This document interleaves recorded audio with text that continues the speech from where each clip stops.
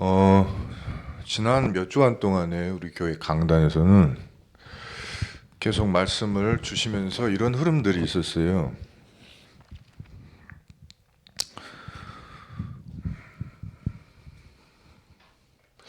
특별히 지난주에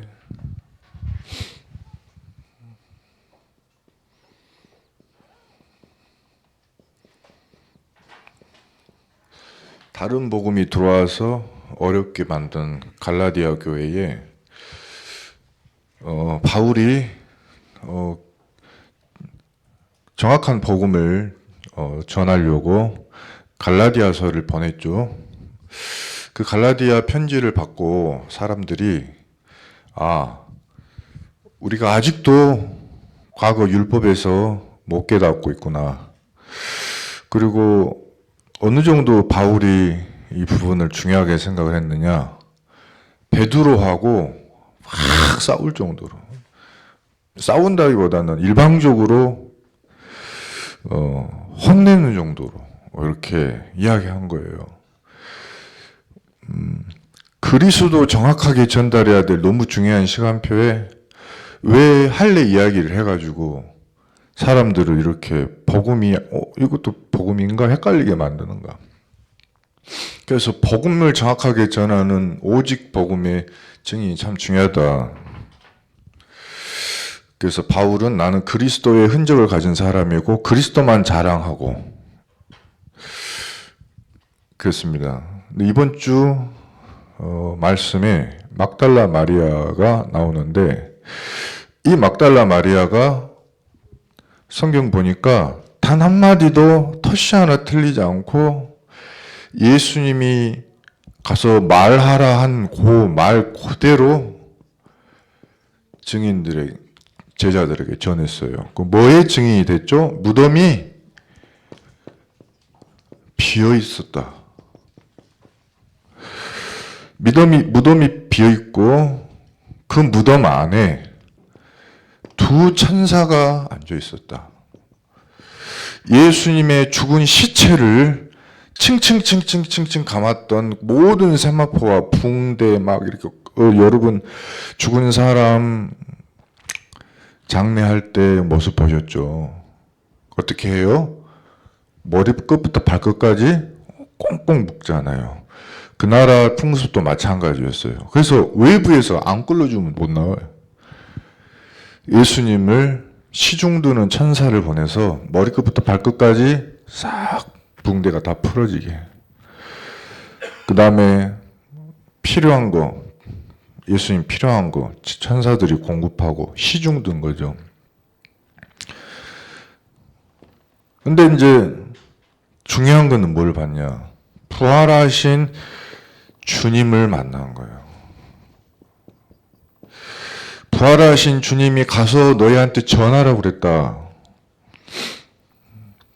조금 있으면 승천하신다고. 근데 승천하시기 전에 중요하게 할 말이 있어. 이거를 형제들에게 전해줘라. 내 아버지 곧 너희 아버지께로 내가 간다고 말해라. 이 이야기를 딱 듣고 제자들이 뭐라 그러냐면은 믿지 아니했다라고 그래 나와요. 그래도 우리는 뭐 해야 되죠? 증인돼야 돼요. 믿든지 안 믿든지 우리에게 맡기신 그 말씀 그대로는 전달할 줄 알아야 되죠. 근데요, 막달라 마리아를 이렇게 복음을 정확하게 전달한 제자들에게 전달한 막달라 마리아를 6세기경에 그레고리라고 하는 교황이 설교를 하면서 창녀라고 하는 거를 가지고 설교를 했어요. 여자 창녀, 그 성경에 보면은 창녀를 용서하신 예수님 그 설교 나오거든요. 그 성경에 있잖아요.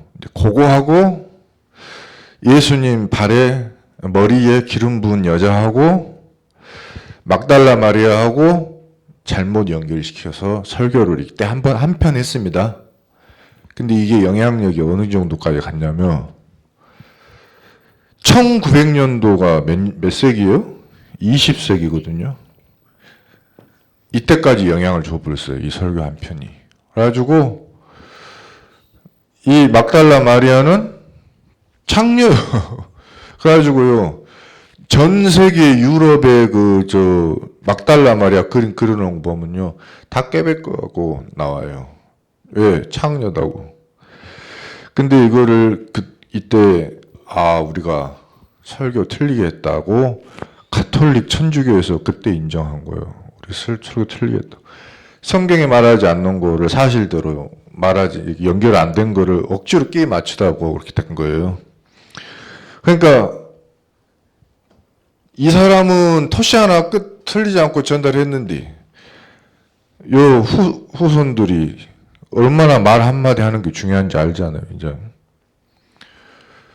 그래서 우리는 정확한 복음과 내용을 알아야 될 그런 의무가 있습니다.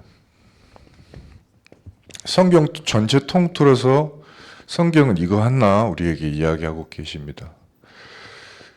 우리에게는 엄청난 문제들이 많지만 모든 문제 해결하신 그리스도 우리에게 보내주셨다. 그분이 예수님이시다. 우리는 그 예수의 증인이다.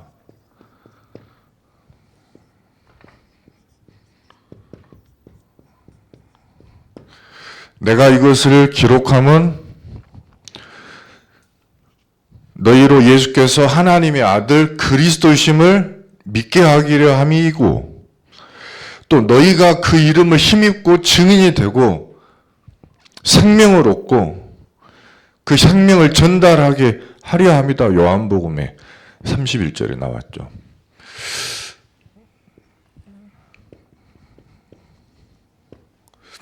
우리는 다 근본적인 성경 보니까 성경에만 나와 있는 설명이 있어요. 그게 뭐냐면 자, 지금 우리 이제 조금 있으면 정권 바뀝니다. 그러면 좋은 일만 있겠죠. 그게 아니라고 성경은 이야기하고 있어요. 왜냐하면 근본 문제가 있다는 이야기예요. 정권이 바뀌고 정치인들이 바뀌고 정치를 잘해줘도 안 되는 게 있어요. 우리가 돈을 많이 벌고 좋은 직업을 가지고 노력을 많이 해도 절대 안 되는 게 있어요.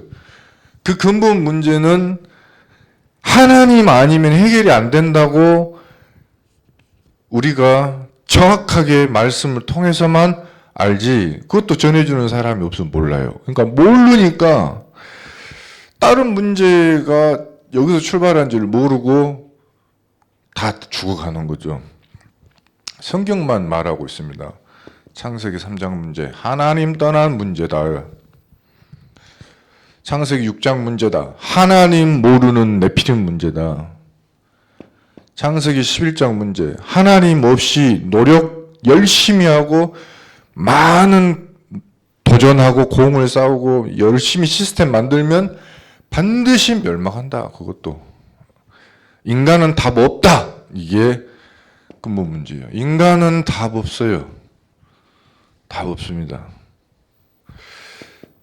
그 사이를 파고들어요. 답 있을걸? 점도 쳐보고 귀신 들린 사람, 능력 있는 귀신 들린 사람 찾아가서 물어도 보고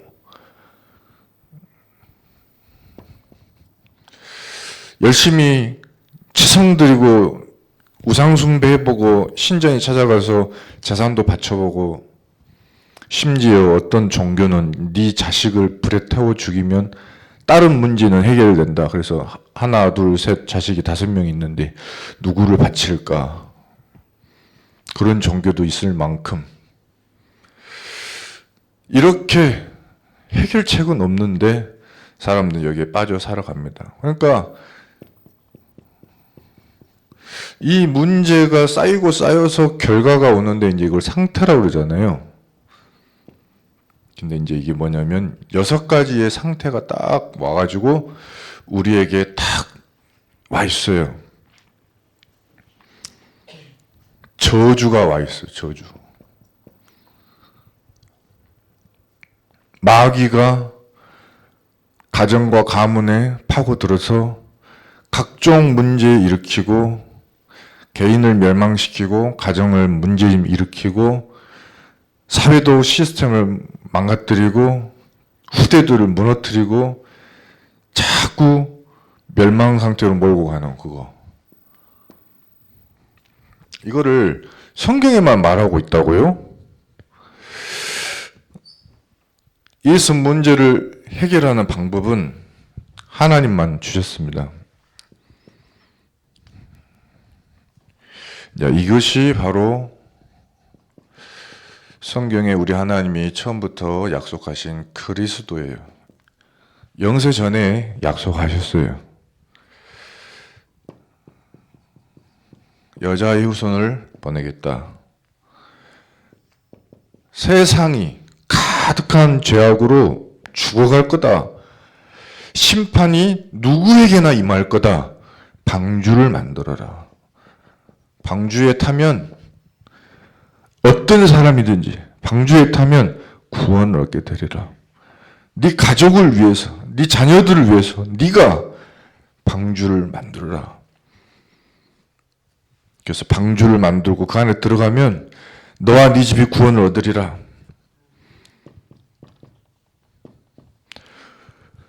그 응답을 어떻게 받습니까? 우상 숭배해갖고는 안 돼. 교회 다니는 것도 교회 다니는 수준으로는 안 돼. 종교 생활하는 수준으로 되는 안 돼. 그리스도로 완전 거기서 빠져나와 버려야 돼요. 우상 상태, 종교 상태, 생명 없는 종교 생활 상태에서 빠져나와서 내가 네게 지시한 땅으로 가라. 정확한 복음으로 가야 돼요. 홍해도 통과하고 10가지 기적으로 말미암아서 과거와 완전 단절시키고 다시는 두 번 다시 돌아갈 필요 없이 광야에서 훈련 똑바로 받아서 요단을 통과해갖고 아예 가나안 땅에 들어가서 거기 터 잡아버려야 돼요. 완전히 그 천국의 축복을 누리고 약속하신 새 절기를 완전 체험해버려야 돼요. 그래야 근본 문제가 끝나요. 유월절, 오순절, 수장절 다 놔버려야 되고 이때 이미 근본 문제는 문 닫아버린 겁니다. 근본 문제가 해결되면 이때부터 나의 과거, 현재, 미래가 응답으로 바뀌어요. 나의 세 가지 시대의 문이 열려요. 우리 그 393 기도 중에 보면은 성삼위 하나님으로 우리가 정말로 그 능력을 얻으면 보호자의 축복이 임하고 전무후무한 응답이 임하고 하나님의 형상이 회복돼 가지고 나의 과거가 완전 바뀌어요. 현재가 축복이 되고 미래에 내가 할 일들이 쫙 보인다. 그 과거, 현재, 미래 그거를 갖고 교회 살리고 목회자 살리고 중직자 살리고 렘넌트 살리고 시대 살리고 병든 현장을 살리는 나의 과거, 현재, 미래 응답을 하나님이 주실 것이다. 과거의 문제가 그리스도 안에서만 해결이 됩니다. 우리가 참 선택할 수 없는 거죠. 가문을요. 어떤 사람은 생긴 건 그렇게 안 생겼는데 서울 토박이에요. 태어나기를 서울에 태어나서 서울 말씨를 쓰고 서울 사람이죠. 생긴 건 아니요. 전라남도 완도 사람 죄송합니다. 전 해남 사람인데 아니구나 무안 사람인데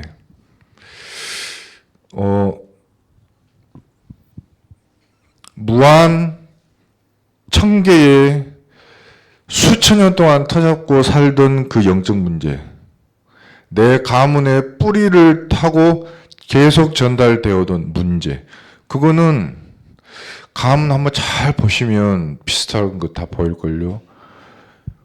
나는 그리스도를 통해서 근본 문제 해결 받았는데 우리 집에 옛날에 내 상태로 시달리고 있는 사람이 분명히 있어요. 있죠. 우리 가문의 삭갈이. 많은 가문, 이혼 계속하고, 60살을 못 넘기고, 50살을 못 넘기고, 남자들이 죽는다. 그거 계속 반복되고, 정신병이 있는 사람이 꼭 한 집에 하나씩 태어나.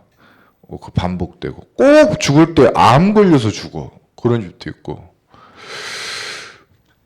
가족끼리 화목이 절대 안 돼가지고 맨날 싸우고 서로 사건 일으키면은 결국에는 가족 안에서 막 칼질러 죽이고 벨놈이 다 일어나고요.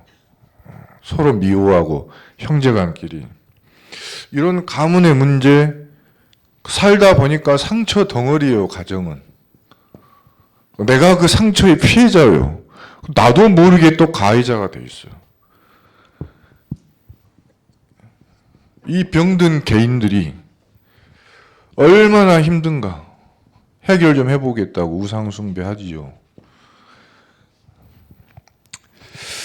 이 우상숭배 결과로 되어질 거는 하나도 없고 3, 4대의 저주가 계속 임하죠. 너무 먹고 살기 힘들어서만이 아니라 이제는 범죄가 습관이 되기도 하고요. 버리고 싶지만 안 버려지는 악한 습관도 있고요. 아예 포기하자. 아예 중독돼서 마약에, 술에, 도박에, 게임에 막 각종 중독도 되고요. 근데 참 감사한 것은 이 모든 문제, 과거 문제요, 상처요, 이거 해결받는 길이 있다니까요. 내 마음에 문을 열기만 하면 돼. 문을 열기만 하면 돼요. 요한계시록 3장에 말씀하셨어요. 내가 문 밖에 서서 두드리노니 내 소리를 듣고 네 마음의 문을 열면 내가 너로 들어가서 내가 너와 더불어 먹고 너는 나와 더불어 먹으리라. 요한복음 1장 12절에 보니까 영접하는 자 곧 그 이름을 믿는 자들에게는 하나님의 자녀가 되는 권세를 주셨으니 이분이 누구냐? 하나님이 약속하신 그 말씀 되신 분이 육신을 입고 이 땅에 오신 거예요. 성육신 하셨어요. 하나님의 약속 그리스도가 육신을 입고 이 땅에 오셨어. 이 그리스도가 뭐 하셨어요? 요한일서 3장 8절 나와 나의 가정과 가문에 이 수많은 상처를 주고 장을 갖다 했던 과거의 모든 문제, 죄를 범하는 자는 마귀에게 속하나니 마귀는 처음부터 범죄함이니라. 하나님의 아들이 나타나신 것은 마귀의 일을 멸하려 하심이라. 이 모든 마귀가 갖다 준 일들이 치유돼요. 이때 치유됩니다. 마귀의 일이 깨끗하게 청소가 되기 시작해요. 누가요? 하나님의 아들이 완전히 치유하기 시작해요. 이 응답은 출애굽기 3장 18절에 약속하셨어요. 그 누구도 해결할 수 없어요. 누가 해결하시냐? 이 그리스도가 니들이 이 상처와 문제 속에 다 빠져 죽어야 되는데 그리스도가 희생제사, 피제사로 대신 희생하신 거예요. 이 모든 문제를 해결하시기 위하여서 이사야 53장 4절부터 6절 보니까 그는 실로 우리의 질고를 지고 우리의 슬픔을 당하였거늘 우리는 생각하기를 그가 찔림은 우리의 허물 때문이라 그가 상함은 우리의 죄악 때문이라 그가 징계를 받음으로 우리는 평화를 누리고 그가 채찍에 맞음으로 우리는 나음을 받았도다. 아, 나 그놈 나 절대 용서 못해. 그러고 내 마음속에 간직하고 있으면요, 이 문이 닫혀갖고 있으면 그걸로 시작된 문제가 해결이 안 돼요. 내 마음의 모든 문을 다 열어야 돼요. 내 마음의 모든 상처의 문을 다 열어야 돼요. 그 모든 것에 그리스도여 오시옵소서. 나의 모든 징계거리, 내가 비난받아야 될 거리, 내가 매맞아야 될 거리, 부끄러워서 오픈 못하는 거 많거든요. 하나님한테도 부끄럽기도 하고, 또 나는 그놈은 용서 못하겠어. 꼭 그런 것도 있거든요. 나도 그렇게 특별히 잘한 건 없지만은. 근데 이거를 싹 오픈하면 과거 문제 끝나봅니다. 이때요, 완전히 마음과 생각 속에 치유 일어나요. 그리스도는 그것을 위해서 십자가에 우리를 대표해서 짓이겨지시고 채찍 다 맞으셨고 침뱉음을 다 당했고 여러분이 받아야 될 비난 싹 대신 받으셨고 여러분이 받아야 될 몇 년 몇 개월 너는 사형 이거 전부 그리스도가 대신 끝내셨음을 예수 그리스도 이름으로 믿고 우리는 확신하는 줄 믿습니다. 자, 이 그리스도가 나의 모든 과거 문제를 수고하고 무거운 짐을 다 가져가 주셨어요. 나는 다 벗어버렸어. 근데 오늘 내 문제가 없는 건 아니에요. 오늘의 문제가 있어요. 예수님께서 마태복음 16장 13절에 제자들을 불러놓고 물어보셨어요. 어디에서? 가이사랴 빌립보 땅에서. 마태복음 16장 13절의 현장은요. 가이사랴 빌립보는 뭐 하는 곳입니까? 이 이스라엘이 두 나라의 지배를 받고 있는 거예요. 현재. 어떤 나라? 첫 번째는 이스라엘 사람이 아니요. 그러니까 야곱 자손이 아니고 에서의 자손인 헤롯 가문 빌립이라고 하는 왕한테 지배를 당하는 그 현장에 그 빌립은 또 누구에게 지배를 받냐? 로마의 시저 가이사한테 또 지배를 받아요. 그러니까 두 군데에서 지배를 받는 거예요. 우리 삶이 그래요. 세상에서 지배받고 눌리고 이 세상을 다스리는 마귀한테 또 눌리고. 그러니까 우리가 이 오늘의 문제의 시작을 모르면 세상에 그냥 종살이를 하고 있는 거예요. 세상의 왕이 누구예요? 성경 보니까 세상 임금 마귀라고 돼 있어요. 세상신 마귀. 여기에 눌려있는 세상. 이거에 종살이하는 세상의 노예를 우리가 하고 있다? 큰 문제잖아요. 거기서 물어본 거예요.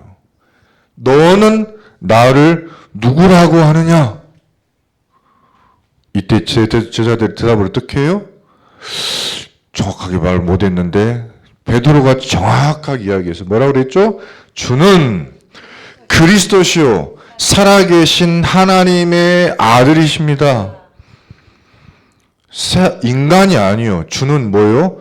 그리스도요. 하나님이시요. 살아계신 하나님의 아들. 가이사도 왕이고 빌립도 왕입니다. 알죠? 요것도 헤롯 왕이고요. 요거는 황제예요. 근데 이 둘이 누구의 노예예요? 세상 임금 마귀의 노예예요. 이 마귀를 이기고 우리를 그 손에서 건져낼 분은 기름 부음 받은 자. 그리스도 아니고는 해결이 안 되는 거예요. 그리스도 참 왕, 그리스도 참 제사장, 그리스도 참 선지자 아니고는 우리를 이 재앙에서 해결할 수가 없어요. 그 답을 베드로가 내린 거예요. 주는 왕이십니다. 정확하게 말한 거예요. 이때 옳다. 정확하게 봤다. 바요나 시몬아 네가 복이 있도다. 이를 네게 알게 하니는 혈육 사람이 아니고 하늘에 계신데 아버지시니라. 또 물어봤어요. 이건 좀 더 어디서 물어보셨냐면 나사로가 죽었어요. 예수님의 제자 나사로 무덤 앞에서. 나는 부활이요 생명이니 요한복음 11장 26절에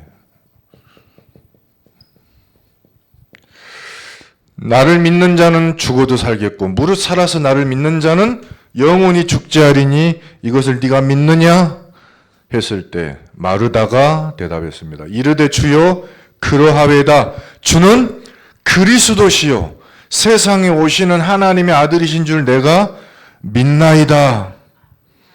이 그리스도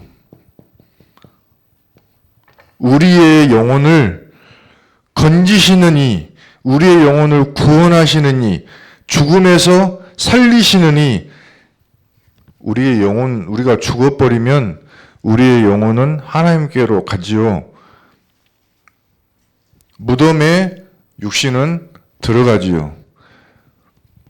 그런데 하나님께서 우리는 이 사람이 살고 죽는 거에 대해서 말을 할 수가 없어요. 우리가 나사로가 왜 죽었어요? 갑자기 온 재앙 때문에 죽은 거예요. 질병이 와가지고. 그러나 우리를 참으로 치유하시고 죽음에서 부활시키시는 그분이 누굽니까? 하나님께로 인도하시는 그분이 누구죠? 참 선지자 그리스도. 모든 재앙과 저주를 끝내시는 그분이 누구예요? 참 제사장 그리스도. 마르다가 고백한 거예요. 주는 이 그리스도시요. 죽음도 당신 앞에서는 무릎을 꿇는 당신은 그리스도십니다. 요한복음 11장 40절에 내 말이 네가 믿으면 하나님의 영광을 보리라 하지 아니하였느냐. 그러면서 하신 말씀이 나사로야 일어나라. 죽음도 그리스도 앞에서 굴복하고 어떤 문제 재앙도 그리스도 앞에 무릎 꿇는 줄 믿습니다. 이분이 누구십니까? 이분이 죽음에서 부활하신 부활주 그리스도예요.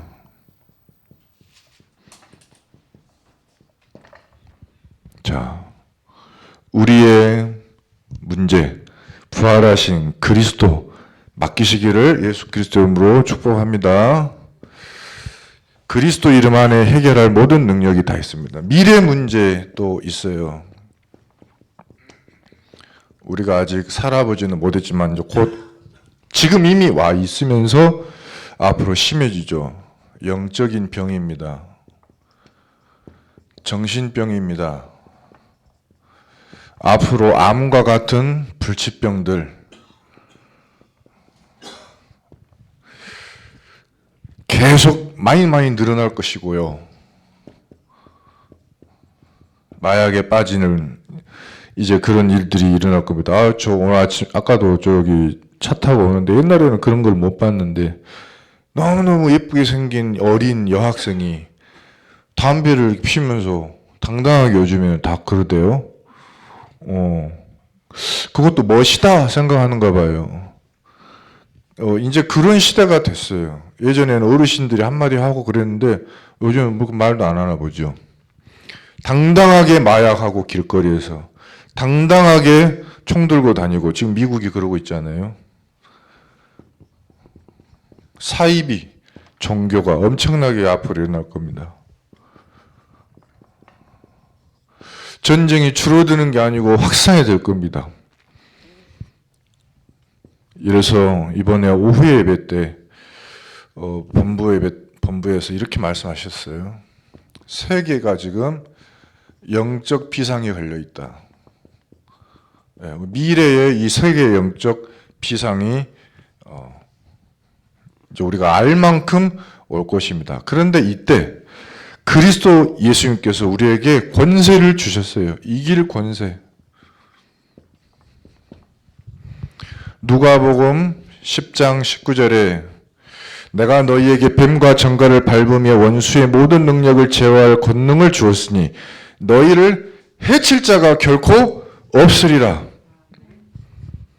마가복음 3장 15절에 원하는 자들을 부르시니 나온지라 내가 너희를 부른 것은 함께 있기 위함이요 또 전도도 하며 마가복음 3장 15절에는 귀신을 내쫓는 권능도 가지게 하려 함이라. 이 영적인 병 우리에게 이 권세를 주셨습니다. 그리고 마가복음 6장에 보니까 16장에 보니까 이 그리스도는 지금 우리와 함께 계시는데 보호자의 능력으로 지금 함께 계십니다. 주 예수께서 말씀을 마치신 후에 하늘로 올려지사 하나님 우편에 앉으시니라. 사도행전 보면 그렇게 나와 있죠. 사도신경 보면 그랬죠. 하나님이 예수님께서 승천하셔서 하나님 우편에 앉아 계시다가, 그럼 앉아서 가만히 계신 거예요? 아니에요. 마가복음 6장 20절에 뭐라고 그랬어요? 제자들이 나가서 두루 전파할세, 이 복음을 전파할세, 주께서 함께 역사하사 그 따르는 표적으로 말씀을 확실히 증언하시니라. 보좌에 앉아 계시기만 한 게 아니고 함께 하시면서 확실히 증언하시고 역사하신다. 이 언약을 붙잡으시기를 예수 그리스도 이름으로 축복합니다. 아니 근데 이 예수님께서 반드시 뭐 하시냐? 다시 오셔요. 우리의 역할이 뭡니까? 그래서 세계가 영적 비상에 걸렸는데 나에게 비상 키가 있어요, 없어요? 이 문제를 해결할 키가 있어요, 없어요? 있어요. 권세를 줬어요, 안 줬어요? 줬어요.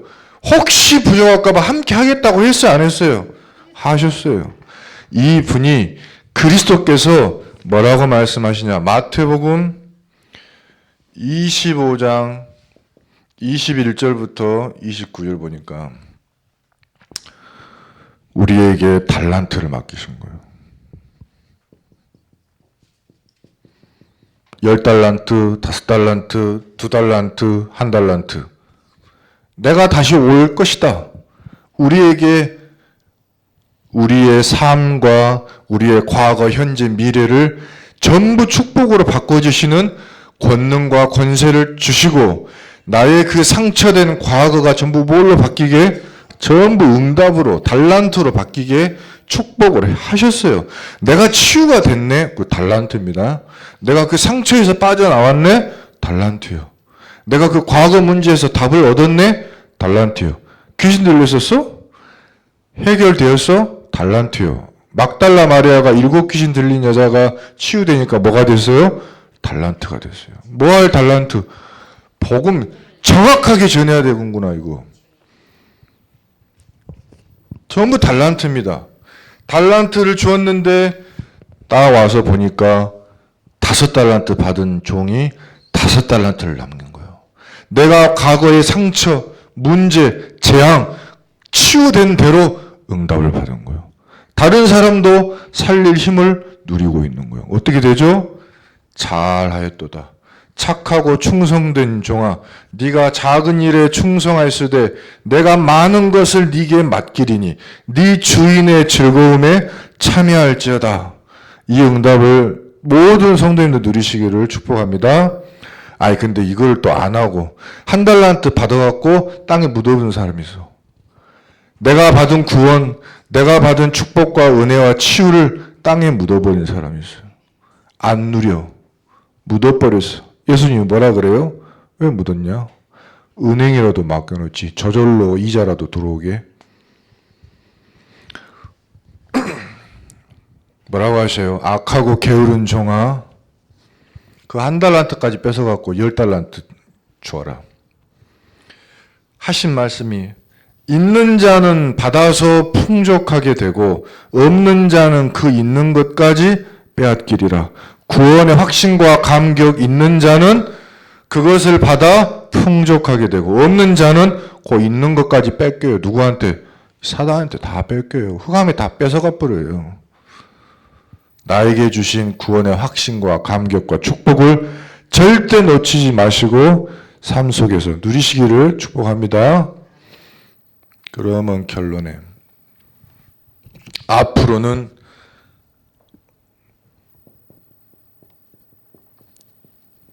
분명한 시대가 옵니다. 이 시대의 문제가 반드시 오는데요. AI 시대가 올 겁니다. 이거 이야기하면 잘 못 알아들으신 분들 혹시 있을 수 있지만 그냥 조금만 기다려보세요. 뜬금없이 이 작품은 AI가 처음부터 끝까지 만들었습니다 하고 영화가 한 편 공개될 거예요. 1시간짜리.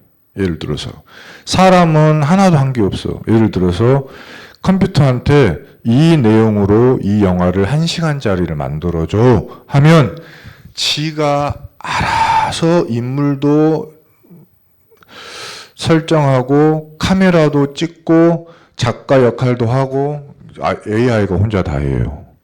이것 갖고 돈 버는 시기 이제 시대가 오는데 조금만 있으면 지금 옵니다. 지금 이미 사실 왔는데 준비 단계지 이걸 상업하기 위해서 가다듬고 있지 좀 있으면 아마 기상천외한 일들 많이 일어날 거니까 그때 깜짝 놀라지 마시고 미리 놀래놓고 계시고 미리 답을 갖고 계셔야 돼요. 답이 있어야 돼. 조금 있으면 그 답을 말씀드리겠는데 그러면서 이제는 우리의 오감과 우리의 이 모든 것을 사람들이 알았어요. 뭘 알았냐면 이것 갖고 안 된다는 거. 하나를 깨달았어요. 뭐냐면 뭔가를 찾아야 돼. 답을. 그것을 이 세상에서는 찾을 수가 없어. 그걸 보고 뭐라 그래요? 영어로 virtual. 한국말로 가상. 이 가상의 세계에 들어가지 않으면 우리는 안 된다. 이 지금 답이 났다니까요. 그래가지고 가상세계 속으로 들어가서 치유를 얻고 가상세계 속으로 들어가서 힘을 얻기 위해서 만들었어요. 지금 세상을. 이제 요거하고 A하고 연결시키고 하면서 무슨 산업이 오냐면 이것만 전문적으로 하는 4차 산업, 5차 산업 시대가 오는 거예요. 지금 TV 보는 시대, 핸드폰으로 뭐 유튜브 보는 시대하고는 아예 상상도 할 수 없는 이제 시대가 와요. 준비해야 됩니다. 다인종 시대 옵니다. 우리나라에도 여러 가지 인종이 들어와서 한국말을 지금 막 하니까 깜짝 놀랐는데 그 사람들은 오히려 반대로 생각해요. 대한민국 한국어가 세계에서 지금 1등으로 유행을 하고 있어요. 그래서 당연히 배우는데 뭐가 뭐 이상해? 이렇게 얘한테 오히려 우리한테 반문해요. 그럼 우리는 솔직히 말하면 한 30년 전만 해도 상상도 못한 지금 생활이잖아요. 근데 안 그래요. 우리나라가 어마어마한 이제 다문화의 리더의 역할을 할 거예요. 그러니까는 다민족 국가가 될 수밖에 없어요. 그러면 이 사이에서 태어난 TCK 대한민국 사람도 아니지, 그 나라 사람도 아니지, 언어도 정확하게 한국말을 하는 것도 아니지, 그 나라 말을 하는 것도 아니지, 제3지대의 사람들이 엄청나게 많이 나올 때, 그때 이 영적 문제들과 합쳐져 갖고, 보도 듣도 못한 시대 문제가 올 거예요.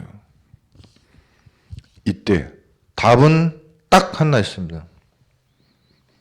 하나님을 섬기면, 천국에 가고요.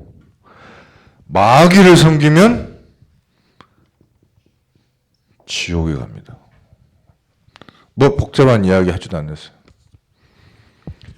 이거에 대해서 성경은 뭐라고 말을 하고 있냐? 한번 보겠습니다. 요한계시록 13장 11절 보겠습니다.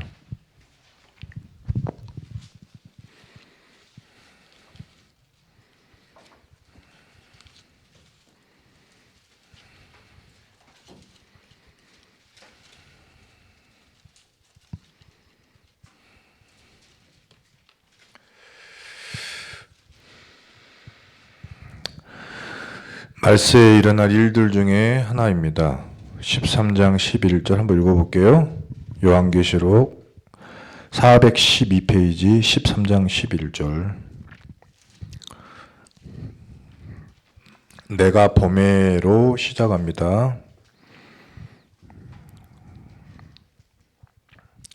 자,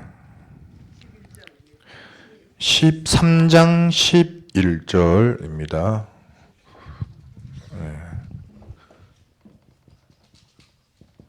뭐 11절 한번 쭉 읽어볼게요. 내가 봄에 또 다른 짐승이 땅에서 올라오니 어린 양같이 두 뿔이 있고 용처럼 말을 하더라. 잘 생각해 보세요. 그리스도 같기도 하고 마귀 같기도 한 존재가 나와요. 12절에 볼게요. 그가 먼저 나온 짐승의 모든 권세를 그 앞에서 행하고, 지금까지 이단, 사이비, 종교, 우상 모든 짐승들이 했던 권세를 여기에 행하게 돼 있어요. 그리고 땅과 땅에 사는 자들을 처음 짐승에게 경배하게 하니, 사탄 마귀 이야기하는 거죠. 곧 죽게 되었던 상처가 나은 자니라. 이 마귀를 회복시키는 존재가 나와요.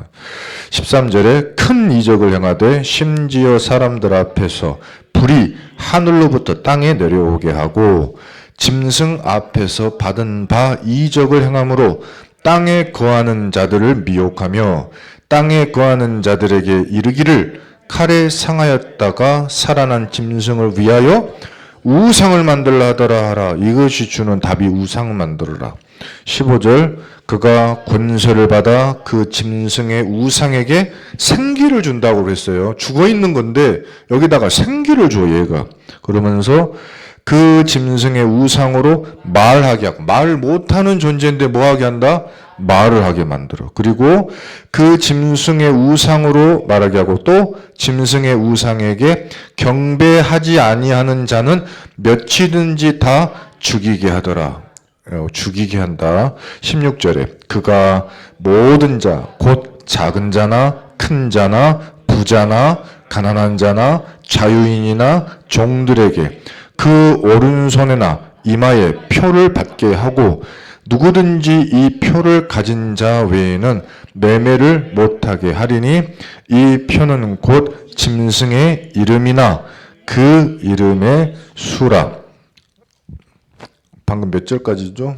17절까지의 저는 이 내용을 보면서 말하지 못한 우상이 말을 하게 되고 답을 주게 되고 우상이 되고, 그리고 과거에 처음 그 마귀에게 생기를 불어넣어주고, 이게 마지막 일어날 일인데, 이게 한 일이 오른손과 이마에 뭘 받게 한다?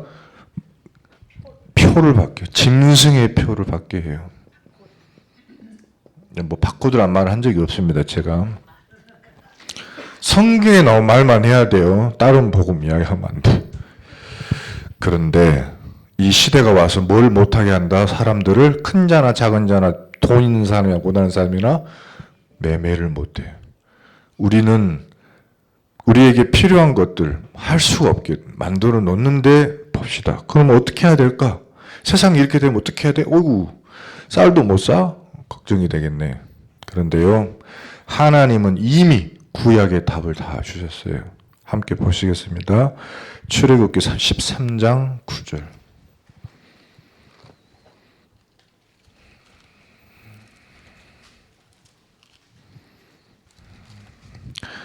우상과 각종 잡신들을 다 섬기던 애굽 땅에서 유월절 피로 출애굽시키신 하나님께서 뭐라고 말씀하시냐? 출애굽기 13장 9절에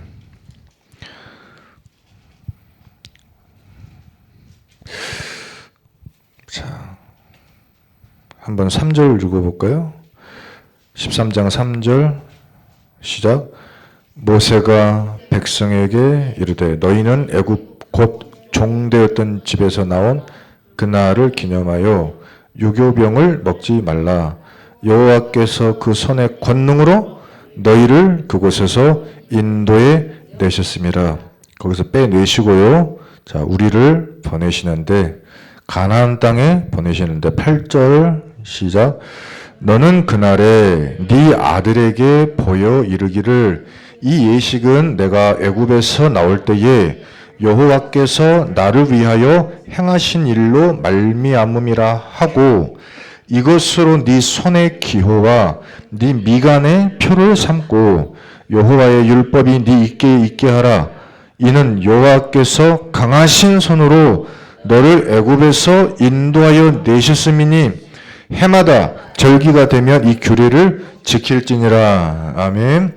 우리 하나님께서 이미 우리에게 그리스도로 답을 주셨고 그리스도 안에서 표를 삼고 이 그리스도로 뭐를 전달하라고 후대한테요? 이것을 전달하라고요. 이 표를 전달하라고. 신명기 11장 읽어보겠습니다. 신명기 11장, 민수기, 신명기, 여호수아, 신명기 11장 18절.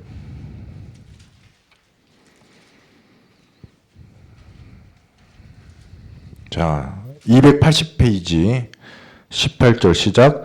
이러므로 너희는 나의 이 말을 너희의 마음의 광과 뜻에 두고 또 그것을 너희 손목에 매어 기호를 삼고 너희 미간에 붙여 표를 삼으며 또 그것을 너희의 자녀들에게 가르치며 집에 앉아 있을 때에든지 길을 갈 때에든지 누워 있을 때에든지 일어날 때에든지 이 말씀을 강론하고 또 네 집 문설주와 바깥문에 기록하라.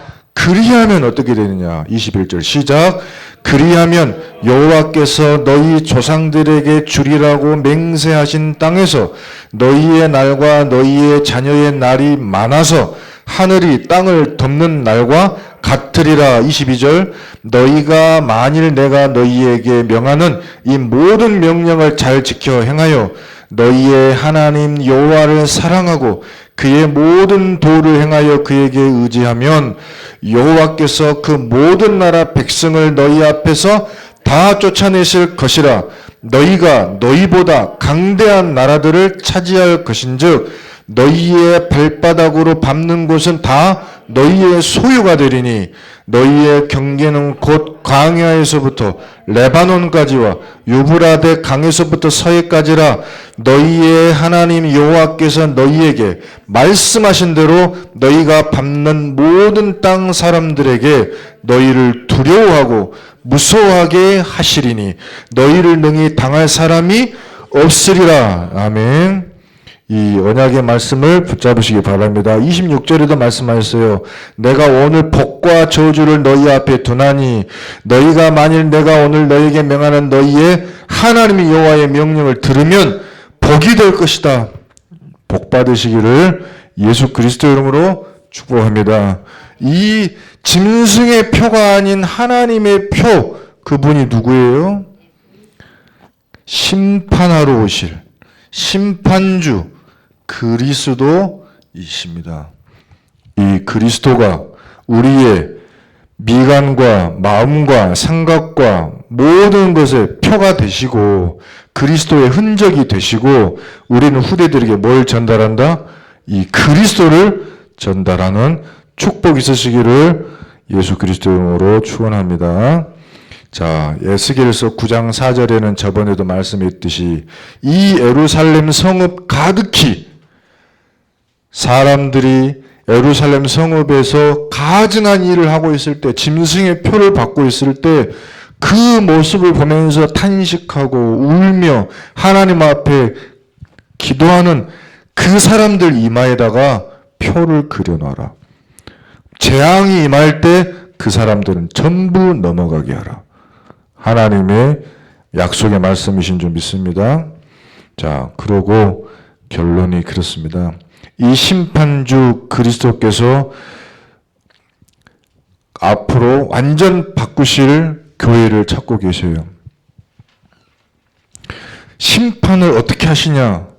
마태복음 21장 12절 13절입니다.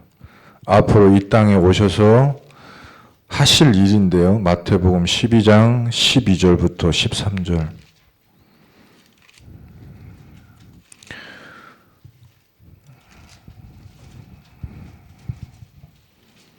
21장 12절 13절. 마태복음 21장 12절로 13절. 함께 읽겠습니다. 예수께서 성전에 들어가사 성전 안에 매매하는 모든 사람들을 내쫓으시며 돈 바꾸는 사람들의 상과 비둘기 파는 사람들의 의자를 둘러 엎으시고 그들에게 이르시되 기록된 바 내 집은 기도하는 집이라 일컬음을 받으리라 하였거늘 너희는 강도의 소굴을 만드는도다 하시니라 하면서 매매하고 사고 팔고 정신 빠진 모든 것들을 다 심판하셔요. 그러면서 뭐 하시죠? 내 집은 만민이 기도하는 집이라. 이방인의 뜰, 기도하는 뜰, 아이들의 뜰을 회복하는 교회 세워라. 오늘 우리 성도님들을 통해서 우리 교회 그 응답이 임할 줄 믿습니다. 세 가지 뜰을 세우는 교회의 언약을 붙잡고 바로 내가 망대로, 여정으로, 이정표 그 기도 속에 들어가시기를 바랍니다. 그러면 아침, 낮, 밤, 삶 집중으로, 그리고 모든 문제, 갈등, 위기는 응답으로, 그리고 내 자신을 복음의 플랫폼으로, 망대로, 안테나로 세우시는 333의 응답을 누리게 될 줄 믿습니다. 시대 문제 해결하는 주님 주신 답 붙잡으시고 오늘도 승리하기를 원합니다. 기도하겠습니다. 사랑이 많으신 하나님, 언약 붙잡고 우리가 그리스도 예수 안에 막달라 마리아 같이 온전한 복음, 정확한 복음 증거하고 후손에게 전달하는 응답을 누리게 하여 주시옵소서. 승리자가 되게 하여 주옵소서. 세상 살리는 증인되게 인도하여 주실 줄 믿사오며 모든 문제 해결자 되신 예수 그리스도 이름으로 기도드립니다. 아멘.